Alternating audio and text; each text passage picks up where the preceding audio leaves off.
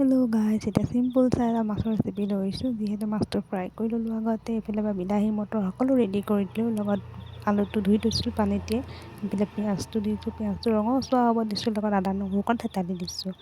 ভালদৰে অকণ ভাজি ল'ম। ভাজি লোৱাৰ পাছত গোন্ধটো ওলাব দিম, যিহেতু মানে যাতে সকলো যাতে নাকত মলমলাই যায় যাতে দেই। তাৰপাছত ভালদৰে ভাজি লোৱাৰ পাছত অলপমান ব্ৰাউন কালাৰ আহিব। তাৰপিছত মই কাশ্মীৰি দিম, লগত দি দিম হালধি আৰু অলপমান নিমখ দি দিম, আৰু যিহে আমাৰ গোটা মছলা ইউজ কৰা হয়, আৰু সেইকাৰণে গোটা মছলা অকণ দি দিম, জিৰা ধনিয়া আৰু জালুক দেই। আমাৰ ঘৰতে মানে বনাওঁ পেকেট মছলা, যিহেতু ব্যৱহাৰ কৰা নহয় সেইকাৰণে এইবোৰ দি দিওঁ। লগতে আকৌ মটৰ বিলাহীটো দি দিলোঁ। মটৰ বিলাহী একেলগে কাৰণ দিলোঁ যে বিলাহীটো পটকৈ গলি যায় আৰু অলপ মটৰটো অলপ টাইম লাগে সিজিবলৈ। তো এতিয়া দি লোৱাৰ পাছতে মানে ল' ফ্লেম কৰি পিনি ঢাকি পিনি থৈ দিম ভালদৰে।